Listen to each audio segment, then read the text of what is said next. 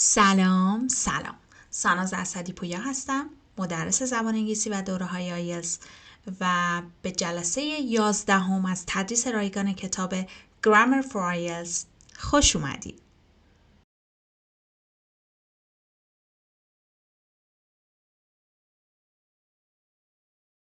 خب و اما اسمها. توی جلسه 10 در مورد این صحبت کردیم که اصلا اسمها چی هستن، به دو گروه قابل شمارش و غیر قابل شمارش تقسیمشون کردیم و در مورد quantities صحبت کردیم. منظورمون از quantities چیه؟ مثل some, a few, a little, a lot of و یه سری نکته در موردش گفتم. حتما جلسه 10 رو دیدی. اگر ندیدی ببین و بیا با من همراه باش برای جلسه 11. این جلسه میخوایم در مورد articles صحبت کنیم. خیلی کامن میستیک من میبینم روی آرتیکلز از بچه ها که توی استفاده از یا و به جا استفاده کردن از ا and the اشکال دارن. از اونجایی که من فیدبک سپیکینگ زیاد میدم و با بچه های آیلتس خیلی سر و کار دارم، حتی تو نمره های خوب بچه هایی که سطح زبانشون خوبه یه وقتایی روی آرتیکلز اشتباهات رایجی دارن. پس بیا این جلسه رو کامل به آرتیکلز اختصاص بدیم. با من همراه شو. بیا ببینیم کی باید از ا و ان استفاده کنیم. Only with singular countable nouns. اول از همه حتما باید اسمت قابل شمارش و مفرد باشه. موارد استفاده رو دقت کن. To refer to something for the first time. اولین باره که داری در مورد یه چیزی صحبت میکنی. اولین باره که داری بهش اشاره میکنی. To refer to anyone from a group of several. یه جزء از یک کل رو داری بیکشی بیرون و ازش در موردش صحبت میکنی.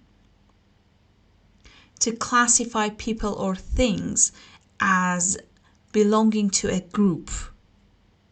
یعنی دسته‌بندی میکنی از یه شخص یا فردی که یا شیئی که به یک گروه خاص برمیگرده.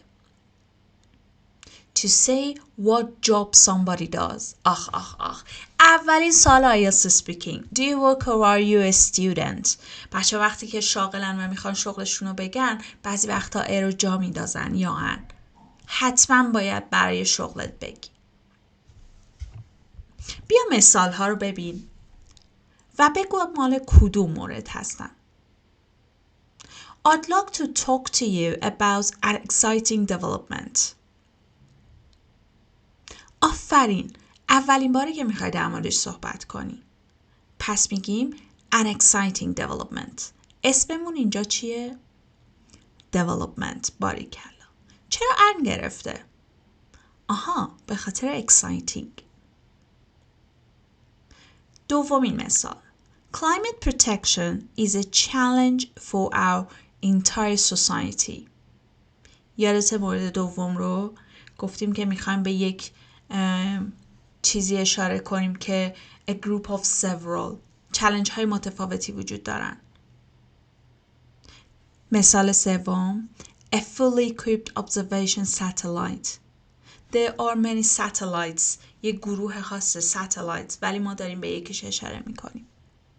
و آخرین مثال شغل. یادت نره. My brother is an engineer. I'm a teacher. What do you do? Bravo. بیا یه نکته در مورد استفاده از ان بگم. کی ازش استفاده کنیم؟ کی ان رو بیاریم؟ همیشه بهمون گفتن هر وقت که کلمات با vowels شروع میشه ان رو بیار. یه نکته خیلی مهم vowel sound. We use an when it's followed by a vowel sound. مثالا رو ببین اینجا. She has a university degree. I need an umbrella. دوتاش در ظاهر یو هست. صدای مهمه. University صدای وولی نداره ولی umbrella آ. It's a vowel sound. یا مثلا یه مثال دیگه an hour ظاهراً با H شروع میشه و H جزء کانسوننت ها به حساب میاد اما صدا رو دقت کن. hour it's a vowel sound. So we say an hour. Great. بریم سراغ آرتیکل the. وقتی که لسنرت یا ریدرت قبلا در مورد این موضوع شنیده، این که میگیم قبلا شنیده ممکنه تو جمله های قبلی بهش اشاره کردی یا کانتکست نشون میده و که ما داریم در مورد چی صحبت میکنیم. هر دو مورد اوکیه. مورد دوم رو ببین. When there is only one of this thing. اول مثالی که میاد به ذهنت چیه؟ The sun, the earth, the moon. For superlatives. The best. The most exciting. To talk about a musical instrument. She plays the piano, the guitar. و مورد آخر که باید حسابی بررسیش کنیم و باید حفظش کنی. Okay? With certain proper nouns. Proper nouns یعنی چی؟ اسمهای خاص. چجوری می نویسیمشون؟ با کپیتال لتر. اولین حرفشون همیشه کپیتاله. حالا یه سری اسمای خاص هستن که حتما با the میان. بریم بررسیشون کنیم. من بعد یه مثال آوردم، برسیم به گروهش. یه مهندسی معکوس کنیم که تو ذهنمون بمونه. مثلا the British. آفرین. nationalities. وقتی که ملیت ها رو داریم میگیم، مثلا میخوایم بگیم ایرانیا، آمریکایا، the Iranian, the American. مثال دوم. the Nile. What is it? Voila! It's a river. آفرین. پس با اسم رودخونه ها. مثلا the زاینده رود. The Philippines. What is it? Group of islands.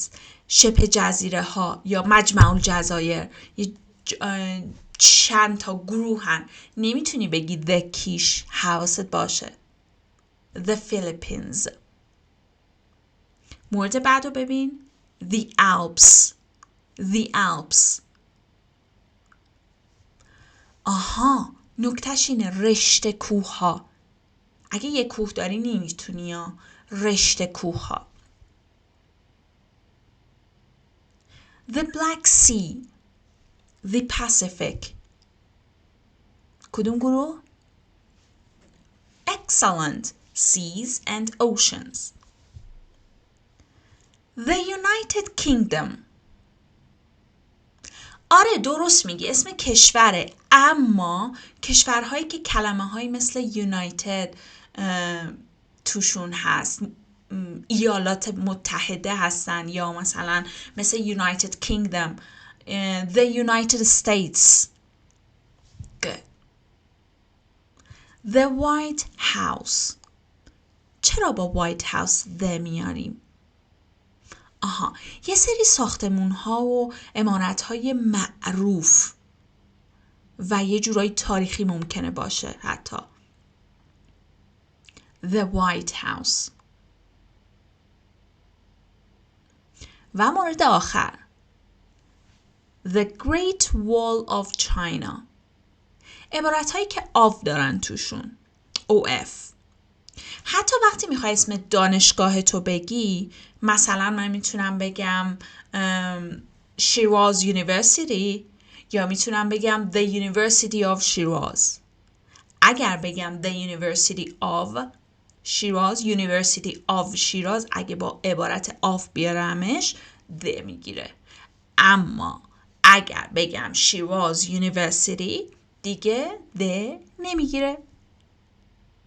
همینجا ویدیو رو پاس کن، از هر گروه یه مثال از اطلاعات عمومی خودت بهش اضافه کن که قشنگ همینجا تو ذهنت بمونه. بعد با من همراه شو. عالی. یه وقتایی ما هیچ آرتیکلی استفاده نمی کنیم. نه، نه، نده. کی؟ دوباره بیا مهندسی معکوس کنیم. Europe، Asia. آها، continents، باریکلا، اسم قاره ها. ده نمیگیره. China، ایران، Japan. کشورها، اسم کشورها. میچیگان، States، ایالت ها. مثلا توی آمریکا که ما تعدادی ایالت داریم، هر ایالت اسمش که میاد ده نمیگیره. مثلا استانهای ما اسم استان ده نمیگیره. توکیو، voila, it's a city. تهران، شیراز، ده نمیگیره. اورست، کوه، یکیه ها، یک کوهه، ده نمیگیره. لیک سوپریور، خب این اسم لیکش مشخصه توش. یا مثلا میخوام بگم پریشان لیک، پس با اسم دریاچه ها هم ده نمیاریم. And the last, Microsoft, Sony, Samsung. Companies, good. با اسم شرکت ها ده نیار. پس این اسامی خاص هیچ آرتیکلی نه، نه ان، نه ده نمیگیرن. ویدیو رو پاس کن، چند تا مثال از جنرال نالج خودت به اینا اضاف کن که تو ذهنت بمونه. حتی توی جمله کوچولو بیارش که ببینی قشنگ هیچ آرتیکلی باش نیاوردی. That's great. موارد دیگه هم هستن مثل meal times.